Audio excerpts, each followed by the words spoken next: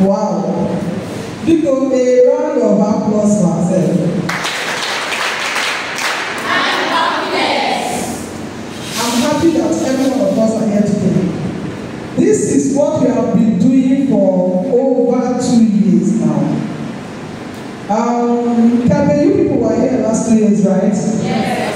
Good. Blossom Fount were here last 2 years and last year. Forefield was here last 2 years and last year. I can see, we have new schools for this year. Holy Child is up here. They are coming for the first time. Closer is coming for the first time. And go to my course about the my name is Engineer Zobam, an entrepreneur, a philanthropist, and a mother. I want to welcome each and every one of us. The reason why you are here today is to mark World Menstrual Hygiene Day, which is every 28th May. I want to welcome each and every one of the girl child that is here because today is our day. There are things that some of us have not heard before. So I'm sure we must go home today being fulfilled. What I'm going to say is this: we're not going to take much time because we have run behind schedule. Everybody relax. Feel free. If you need water, we'll give you water to drink. If there is anything you need, just call our attention. We are here to serve you. Thank you very much for coming. One of your virtues as we break your word. You understand? Please, next year, check them out. I'll be here again. And I will watch and see those who are headed in your name will turn you away. That's rule number one. Number two, you can see it's a very popular event. I think this year we said maybe 10 times. Maybe next year we could say 20 schools. This is becoming quite popular and more schools will become. We could say 20 schools, 10 children each. That will be 200. Please, if you say 10 children, don't bring more than 10. This is an event that I do plan. I plan whatever I do. I plan my things meticulously. I was commissioner for planning and budget under P2B. P2B is a very meticulous planner and budgeter, so to say. On our plan, if you do the last minute, I get that from me. So when I do anything, I plan effectively. And if we say into the drains, these are all wrong ways of disposing of your pads. How are you supposed to do it? You are to put it in the dustbin, but before you do that, you are to wrap it in paper, newspaper, any kind of thick paper. You wrap it in paper and you put it inside a dustbin that has a waterproof, that lined dustbin, and then you close it. So our schools are supposed to provide sanitary dustbin dedicated for sanitary pad. You don't do sanitary pad in the normal dustbin. It has to be a dedicated sanitary dustbin. Does the school have that? Yes. Those that are boarding school here, even day school. Does your school have sanitary dustbins? Yes. Okay, some schools didn't answer. Please, those schools that didn't answer, teachers in those schools, please take this back to the principal and the proprietors. There has to be dedicated dustbins and provide the students with paper. Near the dustbin, there should be newspaper or brown paper or something. So when a girl wants to dispose, she takes one sheet of paper. She shouldn't be tearing her exercise book. You're not supposed to be tearing your exercise book to dispose of your pad. By the time you use pad every month for 5 days, can you imagine how your exercise book will look? There won't be any paper remaining in your exercise book. So the schools are supposed to provide paper beside the dustbins that the students can collect. You take one and wrap your pad and throw it away. Then after you throw it in the dustbin, how are you supposed to dispose of it? Incinerators. Incinerator provides a hygienic way of disposing of menstrual hygiene products. And this is a locally made incinerator. It's actually in a mud. They use mud to construct the building, and they put this thing outside. So the girl from inside, she's inside the toilet, there's an opening, then she throws it in, then from the back, you can come here and light a fire inside the incinerator, and the smoke goes up into the air. So this incinerator is a very hygienic way of disposing of menstrual hygiene products. These are also other forms of incinerator. This is another locally made one. You can see the holes. At the bottom is where you put the firewood for the incinerator. While the hole on top is where you drop the toilet. You can see the wash hand basins of the toilet on that side. So incinerator is a very good option for disposing of our menstrual hygiene products. But beyond incineration, let us think of biodegradability. Let us think of hygiene products that can easily be degraded in the soil. So people have invented pads, good pads, using bamboo fiber, using banana fiber, that banana tree, the fiber from banana tree, using water hyacinth, using cotton and jute. All these things are environment friendly. And if they are buried in the ground, they will eventually decay and be absorbing things that will help the environment. So in conclusion, poverty, unjust social norms, gender inequality, cultural taboos, lack of access to basic services all affect our women and girls, making their menstrual hygiene needs to go unmet. There's also menstrual supply scarcity. A lot of ladies and girls are period poor. They have period poverty, and this needs to be addressed. So, menstrual waste management is something that needs to be positioned as a critical issue. As an individual, what you do to dispose of your pads, I hope you have learned something today of the right way to dispose of it. For we need to change the cycle and end period poverty. We need to end period stigma. We need to green the red. What does green the red mean? Using biodegradable menstrual hygiene products that are green, that are sustainable, that help the environment. So we need to go green for menstrual hygiene. Thank you very much. That cannot cure. And that is why we are here to sensitize you about those ones. They start with head. We call it the 4H. That includes number 1, health. Number 2, HIV. Number 3, hepatitis. And number 4, HPV. HPV. We are from Achieving Health Nigeria Initiative. My team members are here, but I'm representing them now. We are here to sensitize the young girls on the numerous STDs that we have with us in the society. You know, when we mention STDs, many diseases come to mind. But the one that thing that puts fear in the mind of many people is the one we call HIV and AIDS. And that is the one I will be starting with. There are many STDs with us. 4 are curable. Virus. You tried human immunodeficiency virus. That is what HIV stands for. And HIV is the one that will give birth to AIDS if it's not properly managed. So that is why we are sensitizing people, because initially it was as if this HIV was trending. People were hearing about HIV all the time. Then after some while, it appeared as if the virus is no more because it has gone under. But I'm here to let you know that HIV is alive and well in our midst. And it is still in the business of wreaking havoc.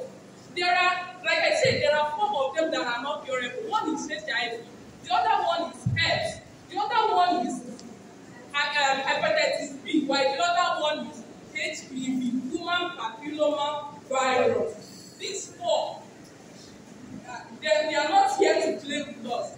And our achieving health, we are targeting the adolescent girls, and it means that women in the society appear to be vulnerable. Yes, because we tend to be vulnerable. And another thing, why we are focusing on women, when we are talking about STD, is because of the physical physiology of the woman, the way the woman is created. A man can go into a woman sexually without any protection. If that woman is infected, the man can go there after he's done with his business, he will go and visit you, he will urinate, and there is every chance, 50-50 chance that he might, in the process of urinating, what he contacted from the girl might flush away. Why? Because the penis of a man is where the ejaculation from, and it's the same penis that he urinates from. But that's not so when it comes to women. The urethra of the woman is somehow outside, near the vulva, while the vagina is inside. And the vagina is where you receive whatever you are receiving because of having sex. So if the man gets up and go and urinate, he has slight chance that he might wash away whatever it is that he does. But if a woman should go and urinate 100 times, the thing is there because you are urinating and what you receive is inside, while the urethra is outside. That is why we are letting young girls know that at this stage, the only way you can be free from all these STDs is through abstinence. We are preaching abstinence because in the process, in my place where I come from, and they will pull and so at this point in time, we believe that we should mind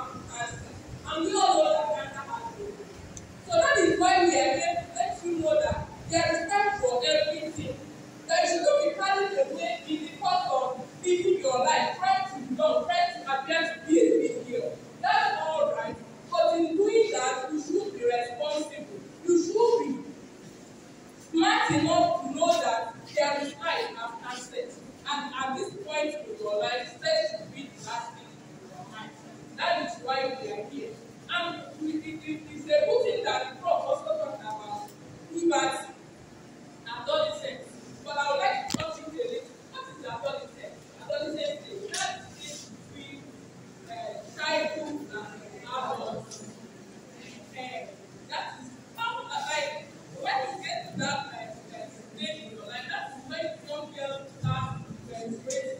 That is when they start having loose weight. They will start having icons that they don't want them to happen to their parents. That is when they will start forming same-sex alliance. At that stage, that is when the girls are more fortunate.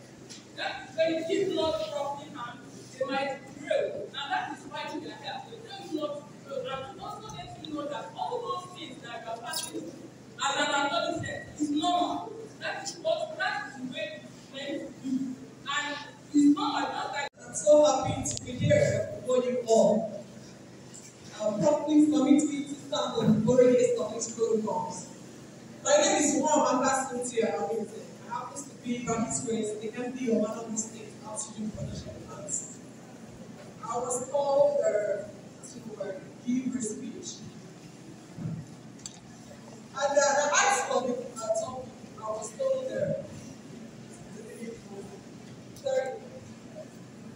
the spirit moves me, but I chose to talk about self-confidence. However, I will still touch the point of today being the menstrual rate. So my area will be on the social aspect of it. Thank you very much. And I also still want to acknowledge your beautiful faces. I hope you understand that you're beautiful, right? Do you need somebody else to tell you that? No. Anytime you wake up in the morning, you remind yourself, I am beautiful. I don't need anybody to tell me I'm beautiful because I know I am beautiful. My prophet, she said something about some names. Broken names. Have broken names anyway. Because now what I am broken. Don't worry about that. You see, now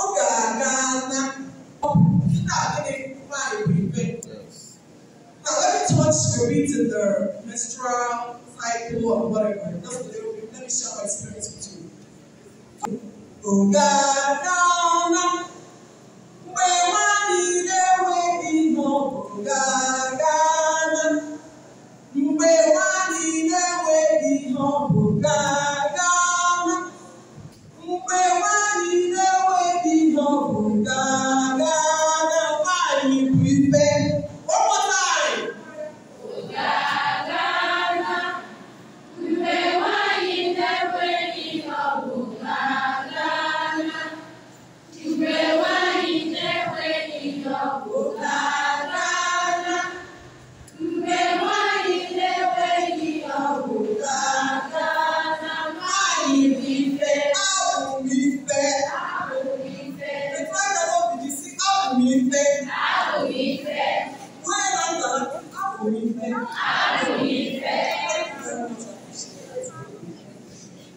Fortunately, I'm pretty fortunate. I happen to be a lecturer.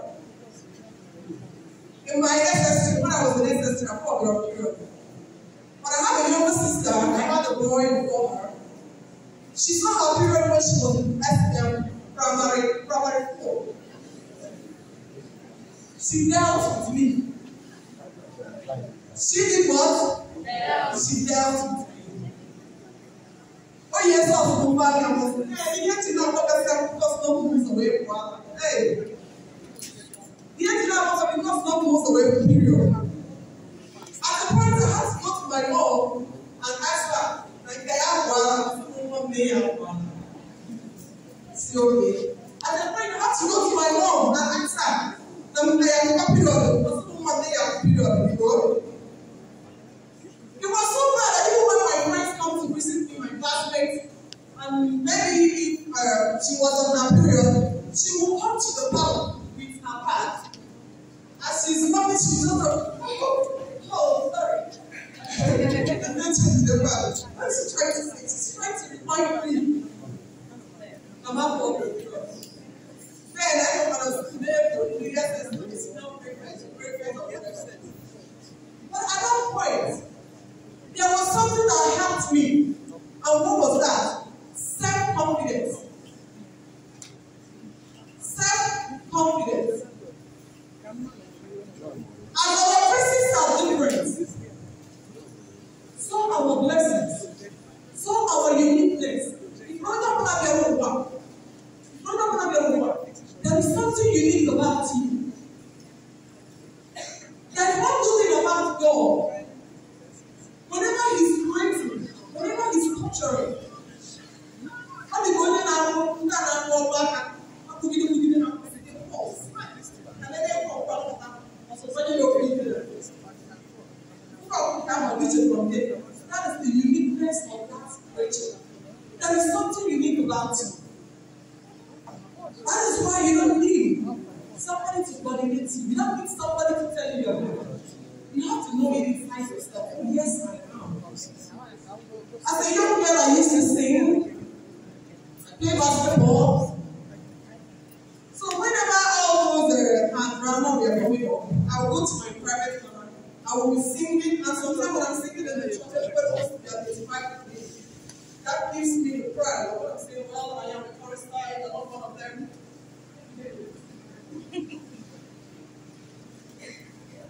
And what is constant confidence? That ability in you to do great things. Oh, one day, you should not be ashamed of it. When you are negative, when you are angry,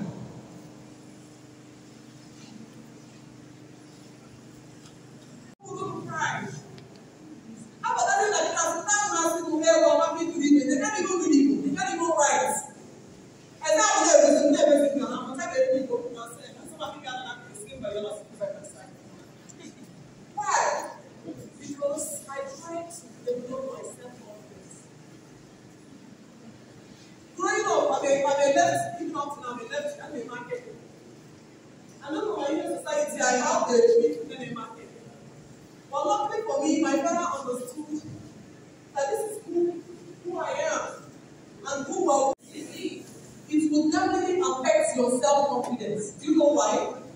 And then why you are losing guys to do. Remember getting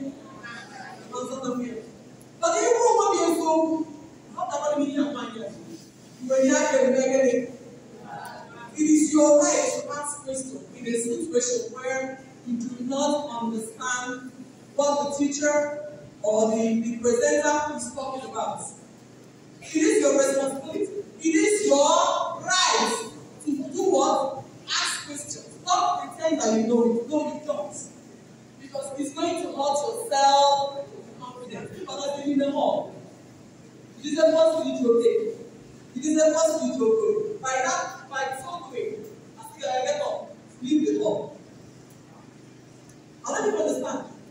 But when you don't receive yourself, you can't start questioning. Otherwise, you interpret it in your own language.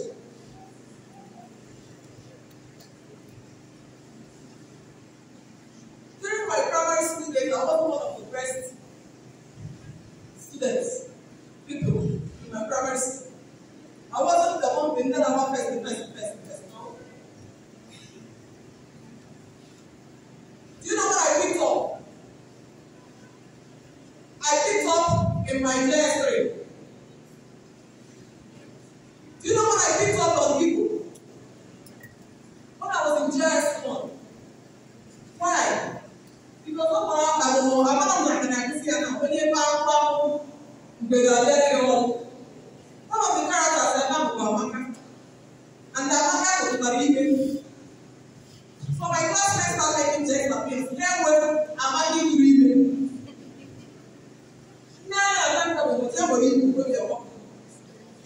Luckily for me, the evil teacher understood what was going on. She told me. So, Mom, as a matter of fact, let me have this side now. I think that one was there, I don't know. I better go up now. Do you know what happened? When I got back to the hostel, I would not get me with me. The word that go back to me now. Before you know it, I picked up very well in Igbo language. And at the point, you became a pride.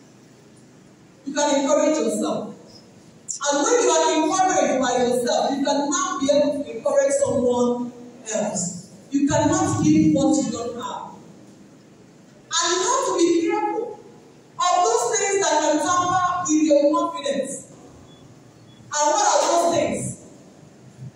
Being where you're not supposed to be. What are those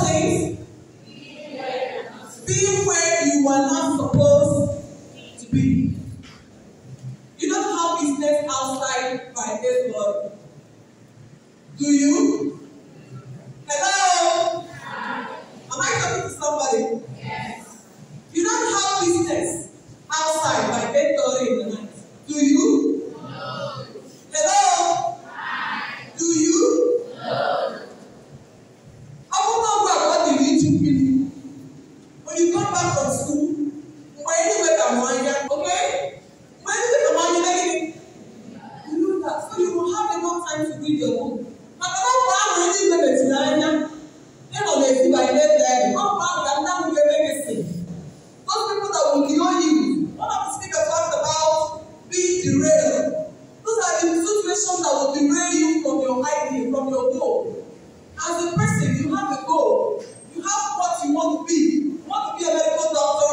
You want to be a professor. You want to be an engineer. You can still be that. So don't put yourself in a position that will derail you from your dreams. Be where you're not supposed to do what? Be.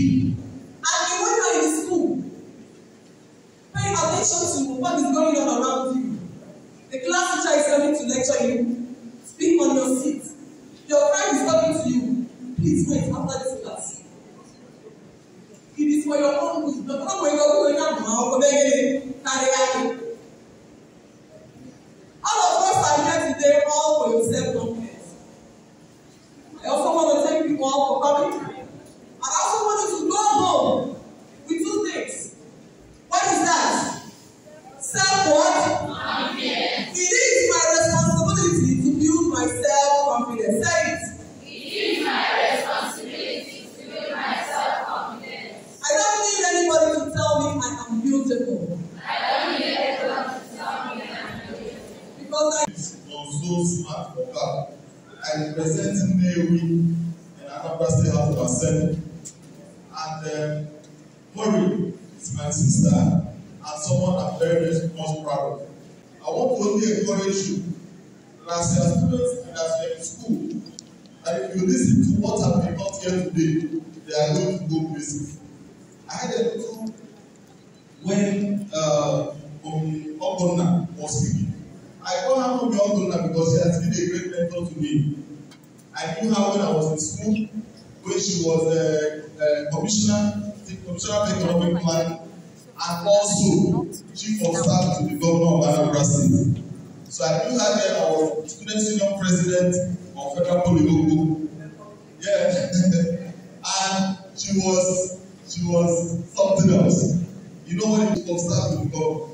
In fact, she was like the person running the government. Sorry, man. So I used to know her there.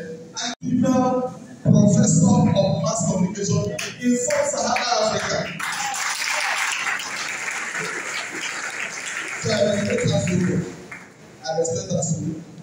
And when Amaka was talking about self-confidence, I think that one of the greatest problems we have in society is that we have society that are built as a school. I was speaking to a friend someday. He was telling me that we are talking about something social, and he said that if he catches his wife, she will understand. That is the psychology he has built himself.